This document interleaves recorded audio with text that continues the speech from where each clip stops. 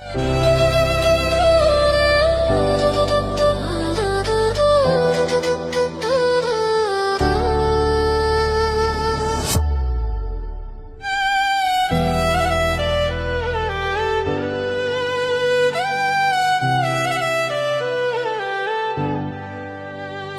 地今天mau hangakin ya isa ya jing ye jong ikabla mong watla syajai syabang amlah panyoi ngamtip kum no syatoba pinlong ko bait na nga syajai syalindat dalayle ya pingan mimkle